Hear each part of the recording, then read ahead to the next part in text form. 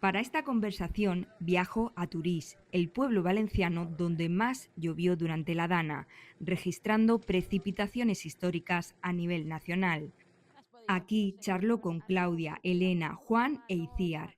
Totalmente aislados en aquellos días, sus testimonios reflejan la importancia que tuvo hacer comunidad para salir adelante. Claudia, muchísimas gracias por sentarte a conversar conmigo. Tú estás a punto de inaugurar el Domo La Colmena, que es un espacio creativo destinado a las artes escénicas, aquí en Turís. Se ha tenido que retrasar un poco la inauguración, pues por todas las lluvias y otros factores que se han metido por medio, pero ya en breve se va a inaugurar. ¿Cómo fue? ¿Cómo empezó aquel día 29 de octubre aquí? O sea, ¿cómo os levantasteis? ¿Era un día normal? ¿Tienes un niño pequeño? ¿Iba al cole? Pues nada, el 29 sabíamos que iba a llover, estábamos un poco pendientes del tiempo precisamente porque el domo no estaba terminado, faltaba por impermeabilizar, entonces el agua era un factor de riesgo, incluso el agua del rocío, ¿no? Porque por eso estábamos muy pendientes. Entonces sabíamos que iba a llover.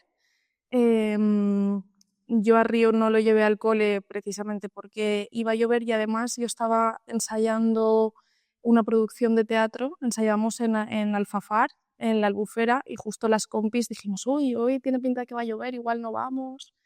Total, que al final decidimos no ir pues porque somos amigas y pudimos tomar esa elección. Pero no porque nadie os lo dijera. No. Simplemente ponía pues eso, que había lluvia.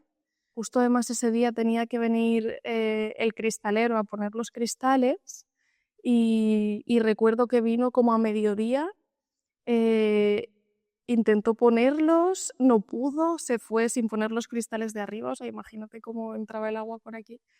Y luego hablamos a los días, porque él cuando volvió ya perdimos comunicación, y a los días me dijo, madre mía, la vuelta, ¿cómo fue? Porque era como a las 4, 3 y media, 4 de la tarde, que ahí es también cuando perdimos aquí la comunicación, no entraban los mensajes, no había cobertura, se fue la luz y a partir de ahí ya lo vimos todo desde dentro de casa, vimos cómo el campo se inundaba, no se veía la tierra, no se veía la pista de tenis y no vimos la gravedad en realidad hasta el día siguiente, que nos despertamos, estaba todo mojado y recuerdo que vimos a mis vecinos, que se ve su casa desde allí, recogiendo los pilares de los bloques del muro que se les había caído.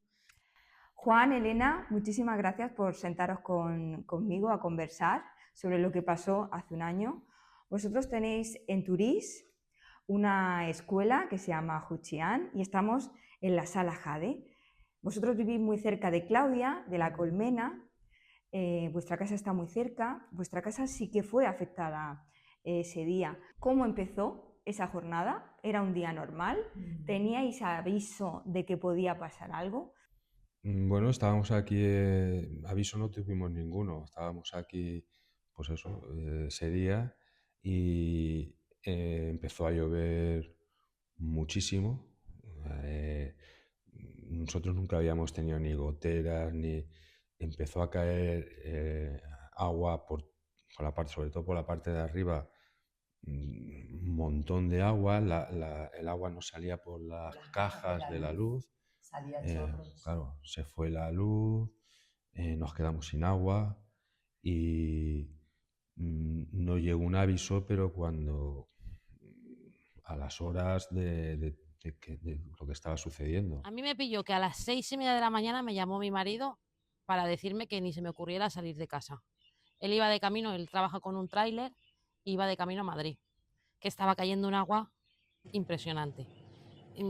Ya con la lluvia, con esto y con lo otro, él se quedó allí en Madrid, descargó y demás, y para bajar para aquí, para Valencia, ya le dije, ni se te ocurra venir para acá, porque es imposible, imposible. Ya nos quedamos sin luz también, nos quedamos casi sin cobertura, no nos podían localizar, y se quedó nada, se quedó ahí en Requena. Y le dijo a los que estaban ahí cortando la carretera, los guardias civiles, que no sabía nada de nosotros, que estaba con 3 niñas, y le dejaron pasar que vino con el tráiler hasta la puerta.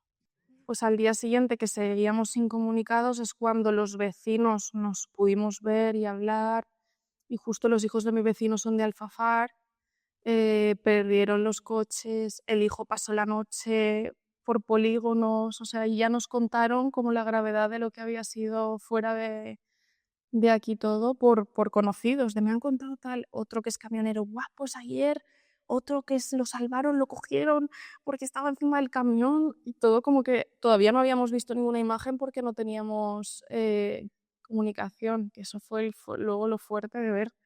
Es que no te lo puedes imaginar, en realidad. Claro, y tampoco podíais salir de aquí, porque yo he venido y el acceso no es que sea especialmente fácil. De hecho, ¿sabes que al día siguiente yo me hice un café en una cafetera italiana?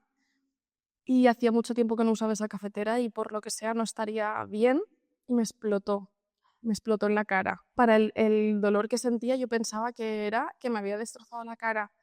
Y claro, y fue como, vamos al médico, vamos al médico. Y no podíamos. Entonces mis vecinos vinieron porque ellos saben mucho de medicina natural y tal, me hicieron ahí una crema, me la pusieron y luego no fue nada, pero fue un gran impacto decir, "Ah, es que no puedo ir al médico". Tenemos como un jardincito y empezó a llenarse y salí que el agua me cubría más de la cintura. Y cuando estaba haciéndole un agujero para que el agua pudiera salir, lo que es la pared se reventó. En ese momento mi padre me llamó, claro, el agua caía aquí era realmente donde estaba cayendo el agua. En Alfafar no llovía, mi padre me llamó, que fue la última llamada que yo tuve porque nos quedamos sin internet, sin teléfono. Y me decía, ¿qué está pasando aquí? Que no llueve y los coches se los está llevando el agua. En Alfafar, no aquí. Yo le decía que no sabía lo que estaba pasando. Entonces ya, bueno, se cortó la comunicación y ya no supimos nada de nuestros hijos, ni de nuestra familia, ni mis padres, hasta los 3, 4 días. Mucha agua dentro de casa, eh, humedades, bueno, fue todo, muebles, todo. No hay acceso. Estaba el puente cortado, hay un puente. Claro, aquí hay muchos puentes, el problema aquí ha sido eso. Entonces, el día siguiente yo sí que fui al supermercado y pasé por ese puente y al día siguiente ese puente dijeron que estaba inaccesible. Y ya habíamos pasado por ahí mucha gente, pero claro, no llegaron a tiempo a... Y ese puente estuvo así meses cerrado. ¿Cuándo empezó a llegar gente aquí? ¿Qué tipo de ayuda empezó a llegar? No sé si voluntarios, ayuda oficial o incluso donaciones, porque vosotros estabais aquí, Sí, tenéis que sobrevivir. sí, pues es que fue todo gracias a la piña que hicimos los vecinos. Los hijos de mis vecinos, que sabían que estábamos incomunicados, hicieron un mensaje por redes sociales convocando a que por favor nos ayudara alguien, y entonces alguien lo vio y vinieron de los pueblos más cercanos un grupo de chicas, increíble, con las bolsas ahí, nos trajeron lo que tenían en casa. Bueno, fue súper emocionante. 4 o 5 días, mi otro hijo, Marcos, que estaba ayudando también allí en Alfafar, eh, ayudando, escuchó una ONG que decía que habían venido de Toledo y que no tenían lugar donde poder dejar la mercancía, porque claro, allí los bajos estaban todos reventados, el ayuntamiento pues no sé, a ese nivel tampoco. Entonces Marcos, mi hijo Marcos dijo, en Turís mis padres tienen una sala que allí podemos llevar las cosas. Entonces vino un camión y una furgoneta con ellos, que no sabíamos que venían ellos dentro, nos dio una sorpresa, porque cuando abrimos la furgoneta salió mi hijo. Y entonces lo que hicimos fue, este lugar lo hicimos un punto también de recogida, llenamos esto y aquí venía la gente a recoger pues comida. Ayuda oficial, no. Nada. No. ¿Quién limpió acceso, carreteras? Nadie. No, bueno, en el puente sí que es verdad que luego a los meses sí que habían trabajadores abajo como limpiando de cañas y tal, pero es como el puente de acceso al pueblo, aquí realmente no llegó nadie. Quiero nombrar a uno también que no está, que es Ismael, que él movió mucho también en todo esto, que es un vecino de aquí. y el camino que no se podía entrar porque había un agujero muy grande en la carretera. Entonces nos fuimos todos los vecinos y con escombros que nos había dejado la Dana, pues estuvimos tapando todo aquello para ir pudiendo acceder a salir de aquí. Piensa que a vosotros os llueve desde muy temprano, todo lo que está lloviendo. No sé si en algún momento se te pasó por la cabeza que todo esto tenía que bajar. O se te ha pasado por la cabeza también que desde que aquí tenéis la alerta, que es muy temprano, alerta propia de lo que estáis viendo, hasta que allí se hace una alerta oficial, que es a las 8 de la tarde. ¿No crees que hubiese dado tiempo a avisar? Claro, claro, totalmente. De hecho, creo que en la universidad sí que se cancelaron las clases por la mañana. Cuando llegó la alarma ya había pasado todo en realidad. Cuando empezamos a hablar con mis hijos, claro, nos descontaron todo lo que había allí y no te lo creías, no, porque claro, es que arrasó desde aquí hasta allí, arrasó con todo, con fábricas, con productos químicos, gasolina, animales, bueno, personas pero bueno, sobre todo lo que se mueve en la fábrica fue a parar allí.